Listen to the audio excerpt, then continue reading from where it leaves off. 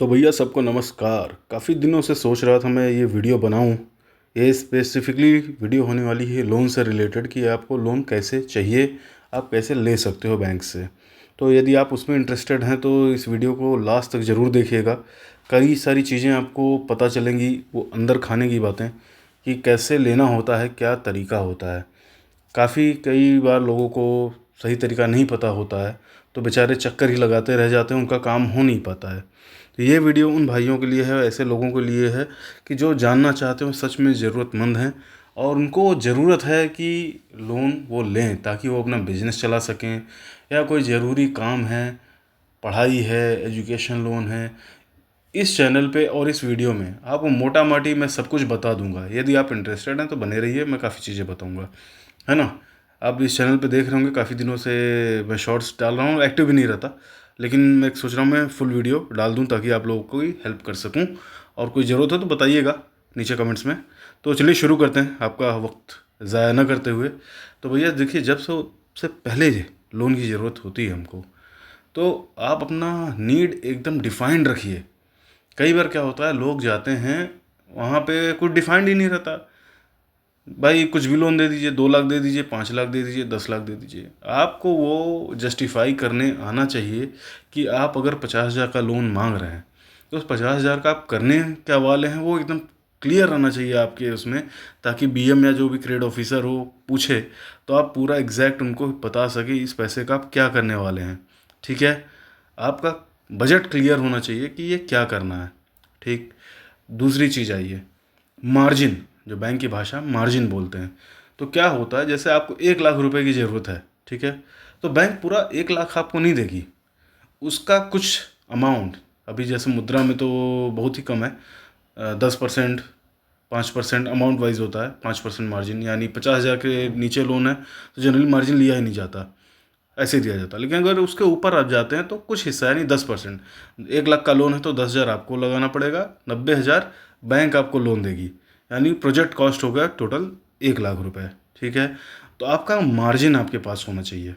देखिए, ये हो गई कागज वाली बात, लेकिन मैं आपको एक अंदर की बात बताता हूँ। बैंक्स, यदि आप पुराने कस्टमर हैं, ट्रांजेक्शन बहुत, ये एक और पॉइंट है, मैं अभी आपको आगे अच्छे से बताऊंगा। लेकिन यह है कि मार्जिन वाली बात पे सिर्फ मार्जिन अमाउंट आप मत रखिए, थोड़ा सा बढ़ा के रखिए अपने आप पास, ताकि बैंक्स को पता चल सके कि भाई आप एकदम मिनिमम मिनिमम 5% आप मिनिमम ही आप ऑफ़र कर रहे हो।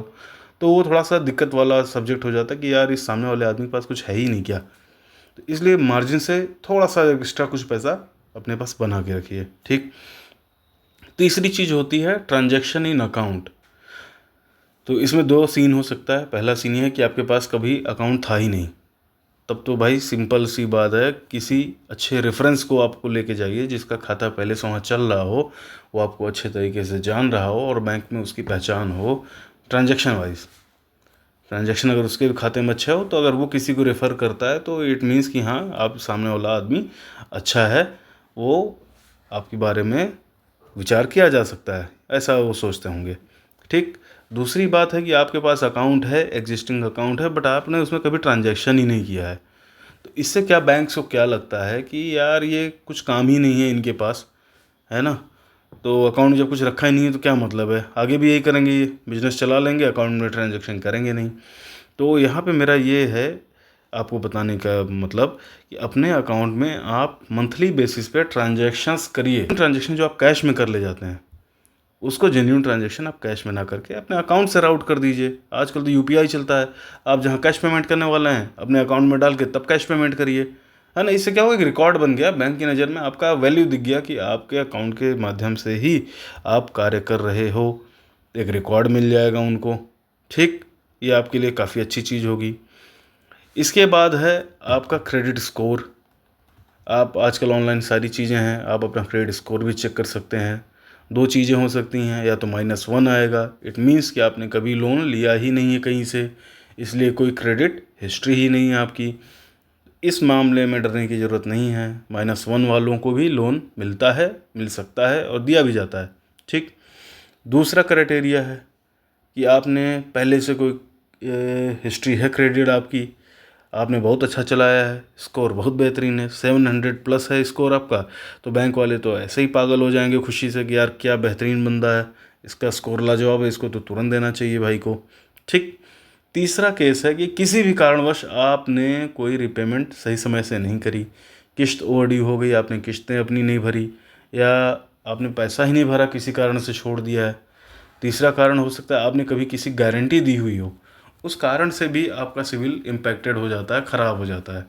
ये एक माइनस पॉइंट है जिससे बैंक्स आपसे दूर भाग सकती हैं कि आपको नहीं दिया जाए। लेकिन लेकिन सुनिए, इसका मतलब ये नहीं कि लोन मिल ही नहीं सकता। सिविल ख़राब है तो उस पर भी चर्चा की जा सकती है कि किस कारण से ख़राब है, उस पर भी बातें की जा सकती हैं और आपको लोन दिया जा सकता है। फिर वही बात, सारी चीज़ें आके आपके प्रोजेक्ट पे, आप आदमी कैसे हैं और आपका ट्रांजैक्शन कैसा है खाते में, ये डिपेंड करता है। ठीक है। और कुछ बेसिक चीज़ें हैं भाई, डॉक्यूमेंटेशन, पैन कार्ड, आधार कार्ड होना ही चाहिए आपके पास, फ़ोटोग्राफ्स होनी चाहिए। ये सब तो बेसिक डॉक्यूमेंट है, बताने की ज़रूरत नहीं है, लेकिन फिर भी मैं मेंशन कर देता हूँ। ठीक। तीसरी बात, आपके पास थोड़ा सा पैसा बचा के रखिए पहले से ही।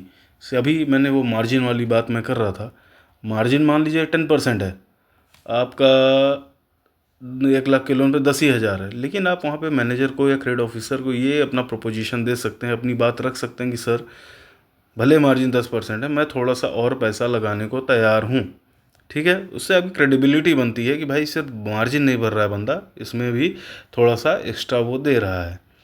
तीसरी बात, लास्ट रीपेमेंट की बात आती है, किस्त कितने साल की बनाएं। तो जनरली देखिए 5 साल तक आप बना सकते हैं, कहीं कहीं तो 7 साल, वो तो डिपेंडिंग ऑन अमाउंट होता है। टर्म लोन जो है, किस्त वाले लोन जो होते हैं, आप 7 साल तक बनवा सकते हो। लेकिन मेरा मानना है कि इसको बहुत ज़्यादा लंबा रखने की ज़रूरत नहीं है, स्पेशली अगर छोटे लोन हैं, 1 लाख के नीचे का लोन है तो 3 साल में आप उसको रीपे कर दो। क्योंकि छोटा लोन लेके उसका 5-5 साल 6-6 साल चलाना आपके लिए बेनिफिशियल नहीं है, आपके लिए अच्छा नहीं है। क्योंकि आप छोटा लोन लेके जल्दी भरिए, आगे जा और ज़रूरत पड़ेगी तो बैंक वाले आपको और लोन देने के लिए तैयार खड़े रहेंगे, है ना। तो मोटी माटा मैंने बात आपको समझा दी है। इसमें आपको और क्या चाहिए जानकारी, आपके एक्सपीरियंसेस क्या हैं, आपकी समस्याएं क्या हैं, यदि कुछ है तो इसमें कमेंट करिए, मैं कोशिश करूंगा नेक्स्ट टाइम फिर से वीडियो बना के आपको वीडियो के माध्यम से इसमें बता सकूं। ठीक है। तो ये वीडियो मैं ट्राई कर रहा हूं, आपके इनकरेजमेंट की बहुत ज़रूरत है, आपके उत्साह की बहुत ज़रूरत है। आप सपोर्ट करेंगे तो आगे भी मैं अपने कुछ न कुछ निकाल निकाल के पिटारे से आपको देता रहूँगा। ठीक है। और आम यूट्यूबर वैसा मत सोचिएगा कि ऐसे ही मैं कुछ भी जानकारी है नहीं वीडियो डाल दे रहा हूँ, काफ़ी जानकारी है और आपको आगे पता भी चलेगा। ठीक है।